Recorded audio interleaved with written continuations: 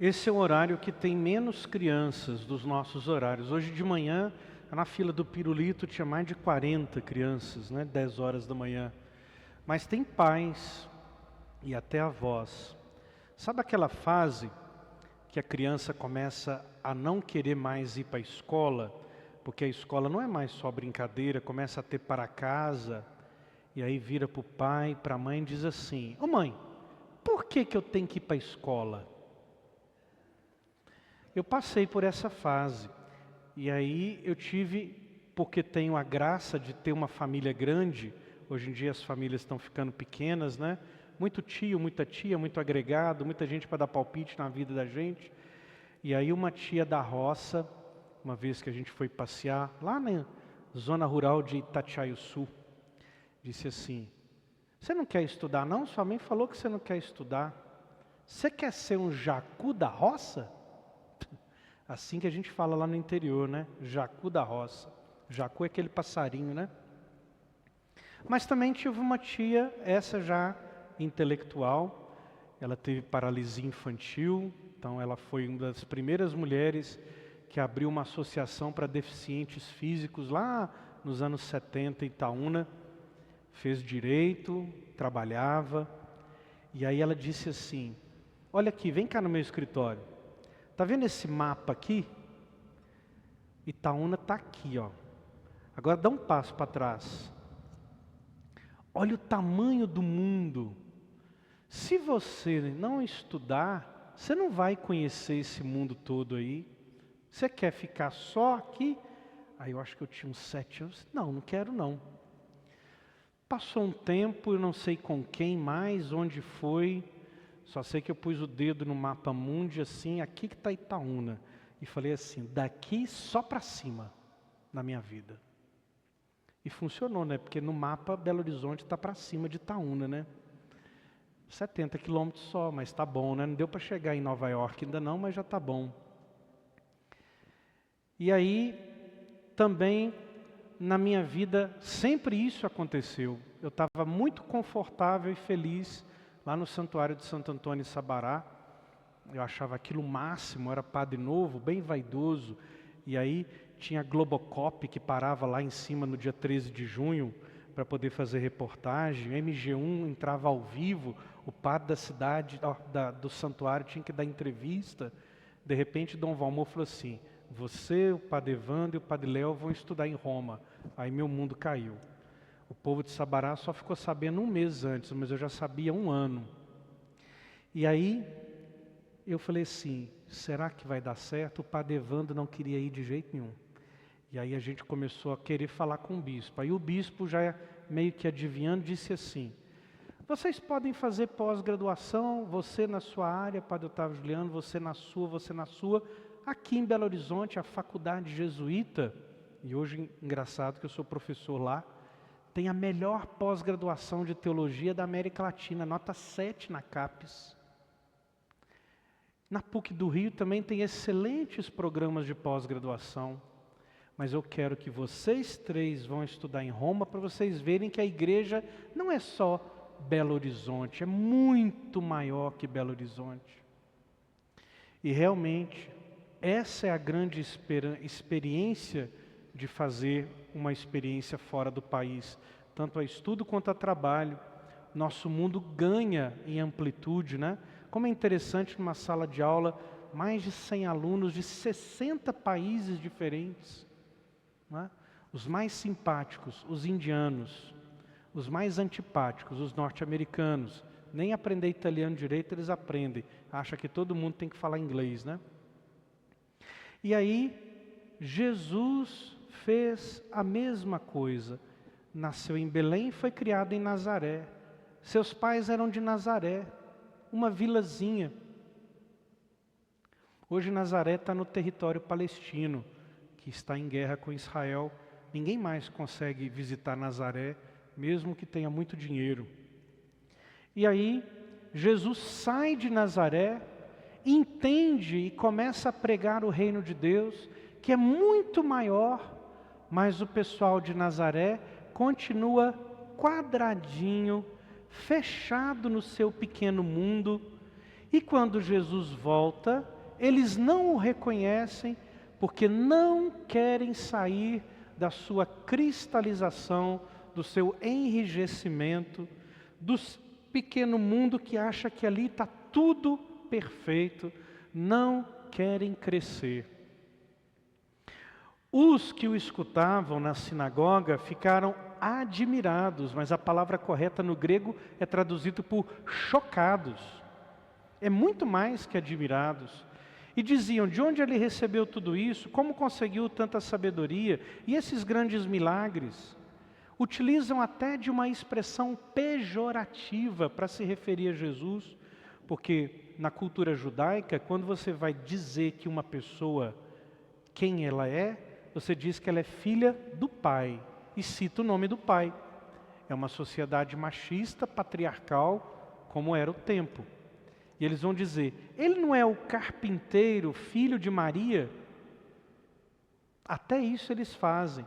Seus irmãos e irmãs não são Tiago, José, Judas, Simão? As suas irmãs não moram aqui conosco? Ou seja, quem é ele que agora acha que é mais do que os outros? Infelizmente isso não é despeito.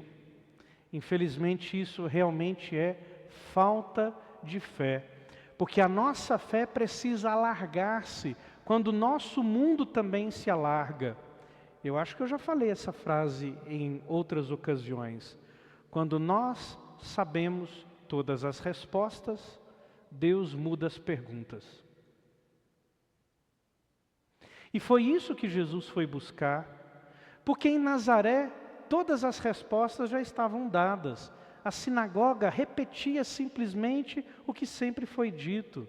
Mas o mundo é muito maior e o Evangelho, a boa nova pregada por Jesus, precisa encontrar novos desafios, precisa encontrar outros rostos, outras pessoas, outros sofrimentos. Assim como quando ampliamos o horizonte do nosso mundo, nós percebemos que as nossas fórmulas não resolvem, o nosso jeito de ser não deve ser o único, e teimosia é irmão da ignorância. Isso é muito estranho porque a nossa igreja sempre sofre das mesmas tentações. Tem muita gente que tem a mais absoluta certeza que a igreja tem que se cristalizar. Vocês devem ter visto, porque acredito serem pessoas bem informadas. Esta semana houve a excomunhão de um bispo, né? O Carlo Maria Viganò, ele disse, não reconheço o Papa Francisco como Papa e nem o Concílio Vaticano II. Então foi ele mesmo que saiu. O que a igreja faz é simplesmente reconhecer que ele não está mais em comunhão. Por isso a palavra se chama excomunhão, fora da comunhão da igreja. E dizia coisas absurdas, achando que a igreja tem que voltar para a Idade Média. Tem outra história interessante. Eu fui fazer o meu check-up 2 vezes por ano. A filha da minha médica está fazendo crisma. E ela falou assim, padre, vou brincar com o senhor. O senhor terminou a consulta, agora eu vou fazer a consulta, né?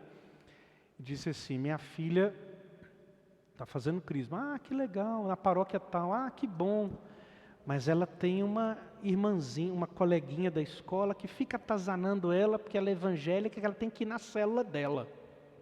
Aí eu disse para minha filha, você convidou ela para ir na sua célula? Que é o seu encontro de crisma, que é a missa da sua paróquia. Convidei, mas ela não quer. Então, se ela não quer, você também não vai. Mas como é adolescente, quem é pai de adolescente sabe, é difícil, fica murrinhando.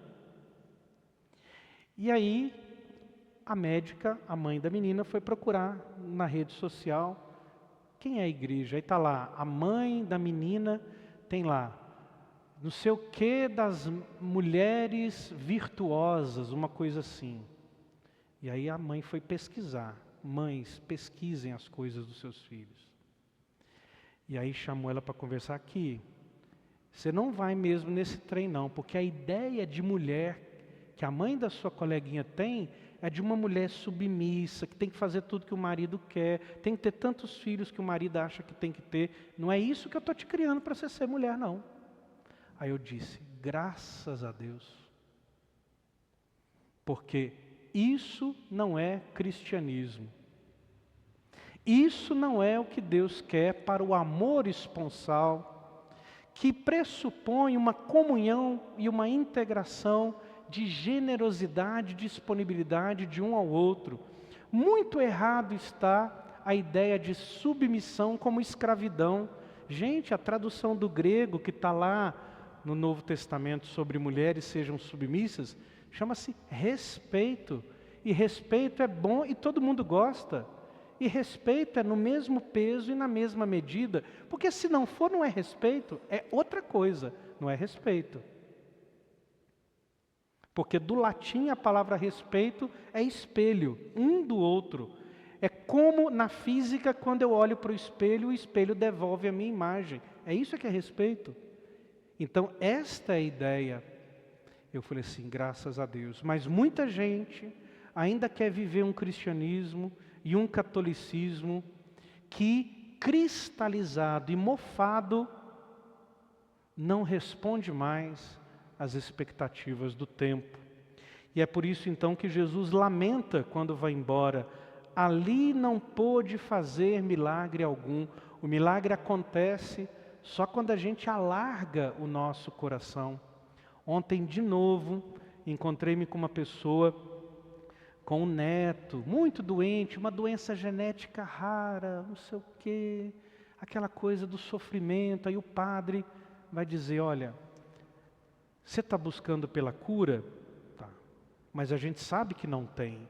Eu acredito em milagres, mas sabe como é que os milagres acontecem? Eles acontecem no caminho, não na chegada. Tudo que você, seus filhos, os tios, os parentes e a própria criança estão vivendo agora, muitas visitas em lugares santos, muitas bênçãos, muito carinho, aí está o milagre. Ele já está acontecendo na vida. Se você ficar focado só na chegada e não aprender que o caminho já é o milagre, você vai se frustrar. Deus já está agindo na vida dessa pessoa. Como essa minha tia, que morreu de acidente, mas tinha paralisia infantil, foi um grande milagre na vida de muita gente que conviveu com ela. Como foi guerreira, estudando, e numa época que não tinha nada para PCD, não tinha rampa, não tinha absolutamente nada. O milagre está na travessia e não na chegada. É Deus que carimba se precisa ser na chegada, e milagres existem, mas isso depende de uma fé que também tem que ser alargada, gigante, e não fechadinha. Que modelos de igreja chatos que estão por aí, meu Deus do céu, invadindo o catolicismo com coisas do tempo da bisavó das nossas vovós, com cheiro de mofo, cheiro de naftalina. Nazaré estava assim, e Jesus disse, aqui não tem muito o que fazer. E aí o texto termina, Jesus percorria os povoados das redondezas, ensinando. Abramos o nosso coração e ouvido para acolher o que Ele tem a nos dizer, para alargar o nosso coração e a nossa mente.